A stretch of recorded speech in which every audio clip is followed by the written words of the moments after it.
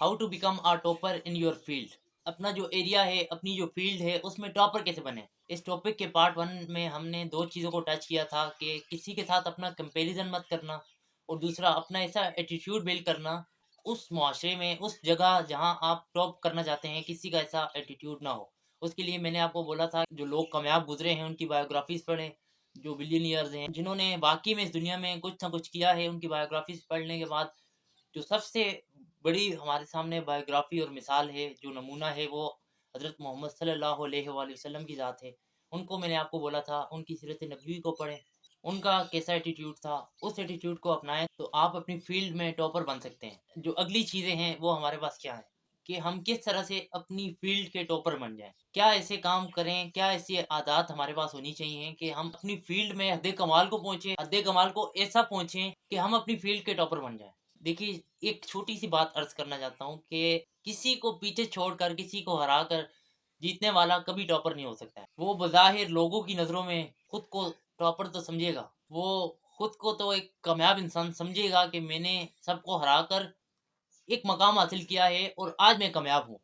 लेकिन अगर असल में हकीकत में देखा जाए तो वो टॉपर नहीं है, वो कहीं ना कहीं पीछे रह चुका है, क्योंकि उसने सबको हराया है। किसी को हरा कर जीतने वाला कभी जीत नहीं सकता, किसी को पीछे छोड़कर आगे निकलने वाला कभी कामयाब नहीं हो सकता। हम सब यही तो करते हैं, हम किसी को नीचे दिखाकर ये समझते हैं कि हमारी इज्जत बढ़ेगी, किसी को पीछे छोड़कर ये समझते हैं कि हम आगे निकलेंगे। लेकिन ऐसा कभी नहीं होता, ये बस दुनिया की झूठी रवायात है कि सबको पीछे छोड़ दो तो तुम आगे निकल जाओगे, सबको नीचा दिखा दो तो तुम्हारी इज्जत बढ़ेगी। तो ऐसा तो कभी नहीं होता कि आप किसी की बेइज्जती करें, किसी को नीचा दिखाएं तो आपकी इज्जत बुलंद हो जाए, आपका मकाम बुलंद हो जाए। ऐसा कभी नहीं होता, ये एक अच्छा एटीट्यूड नहीं है, ये एक बुरा एटीट्यूड है। तो हम अगर जीत भी जाए ना, किसी से आगे निकल भी जाएं, तो हम ये शो मत होने दें, ये जाहिर मत होने दें उस पर्सन पर या उन लोगों पर जिनसे हम आगे निकले हैं कि हमने आपको पीछे छोड़ दिया। उनके साथ हम ऐसे रहें जैसे हम उन्हीं का हिस्सा हैं, ना कि हमारे साथ पंख लग गए हैं और हम उड़ने लग पड़े हैं, ना कि हमने कोई ऐसा काम कर दिया है जो वो नहीं कर सकते। अच्छा एटीट्यूड लोगों के साथ मिलकर एक सोसाइटी को कायम करना है। अच्छा एटीट्यूड लोगों को साथ मिलाकर कामयाब होना है, ना कि मेरा काम बनता भाड़ में जा जनता। आपने वो डायलॉग सुना होगा, ऐसा नहीं होना चाहिए। अपना काम बनाने के लिए किसी और के काम को नुकसान नहीं देना चाहिए। अपनी जीत के लिए किसी को मत हराएं, बल्कि उसको साथ मिलाकर आप जीतें। अभी ये कैसे पॉसिबल है कि किसी को साथ मिलाकर हम जीतें। देखिए, कोई मेडल जीतना, कोई ट्रॉफी जीतना, किसी जगह पर फर्स्ट आना बहुत आसान होता है, लेकिन किसी जगह पर किसी बंदे का दिल जीतना, किसी जगह पर किसी बंदे के साथ उस वक्त अच्छे रहना जब वो आपके साथ बुरा हो, तो ये सबसे अच्छा एटीट्यूड है।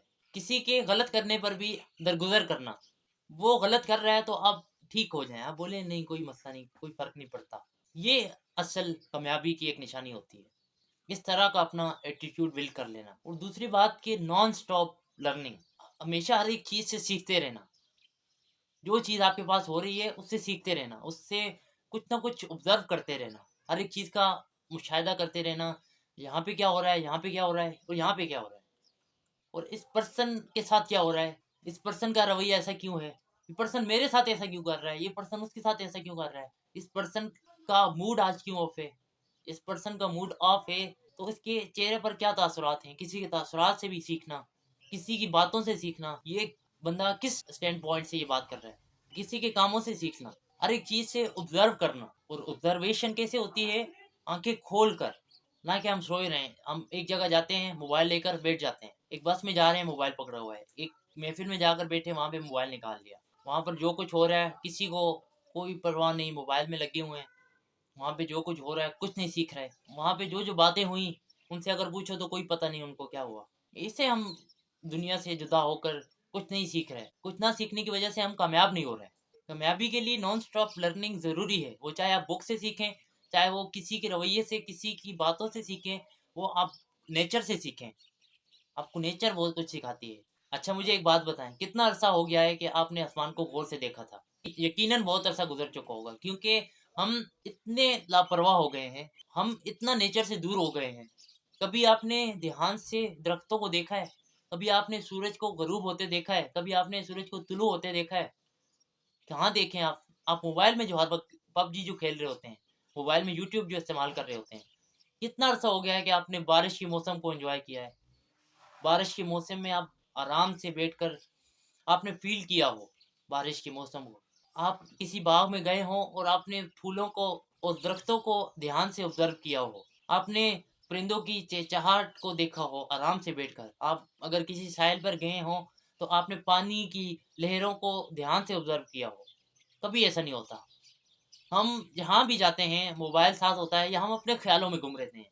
एक जगह बैठकर हमारा जो ज़हन है वो उस हालत में चला जाता है जहाँ ख्याल आते रहते हैं, आते रहते हैं, आते रहते हैं, यानी एक तरह के हम सोए हुए होते हैं। आँखें खोलकर भी हम सोए हुए होते हैं। देखिए ख्वाब क्या होता है? ख्वाब उसे कहते हैं जहाँ आप एक चीज़ कर रहे हो लेकिन उस चीज़ पर ध्यान आपका ना हो, आप किसी और चीज़ के बारे में सोच रहे हैं। यानी आप नींद में होते हैं। नींद कैसे बोलते हैं? स्लीप कैसे बोलते हैं? बिल्कुल आप खामोश हो जाना, आपके दिमाग में कोई ख़्यालात ना चलना। इसे क्या बोलते हैं? स्लीप, सोना। लेकिन उसके दरमियान एक ख्वाब आ जाता है। आप होते तो सोए हुए हैं लेकिन उसके दरमियान एक चीज़ आ गई, किसी और चीज़ का ख्याल आ गया तो आप ख्वाब में चले गए। इसी तरह जब आप दिन में जागे हुए होते हैं तो यही होता है। जब आप एक काम कर रहे हैं, अभी मैं आपसे इंटलेक्ट कर रहा हूँ, अगर यहाँ इंटलेक्ट करते करते मैं एकदम से किसी और ख्याल में चला जाऊँ तो मैं ये काम ठीक तरीके से नहीं कर पाऊंगा। ठीक तरीके से मैं आपसे इंटलेक्ट नहीं कर पाऊंगा, बात नहीं कर पाऊंगा। इसी तरह जब हम जाग कर किसी काम को करते हुए ध्यान कहीं और ले जाते हैं तो हम उस वक्त भी ख्वाब में चले जाते हैं। यानी एक काम को करते हुए उस काम के ऊपर ध्यान ना रहना और किसी और चीज़ का ख्याल आपके दिमाग में आ जाना, ये ख्वाब है। वो चाहे रात को सोते वक्त हो सकता है, सुबह जागते वक्त हो सकता है। और आप खुद देखें कि आप हर वक्त ख्वाब में होते हैं। रात को सोते वक्त, सुबह जागते वक्त, स्कूल जाते वक्त, हर वक्त आपका दिमाग कहीं ना कहीं होता है। नमाज पढ़ते वक्त आपके दिमाग में नॉन स्टॉप थॉट्स आते रहते हैं, वो आपका ख्वाब होता है। तो आप खुद सोचिए आप ज़्यादा किस चीज़ में हैं? ज़्यादा आप ख्वाब में हैं या आप ज़्यादा जागे हुए हैं?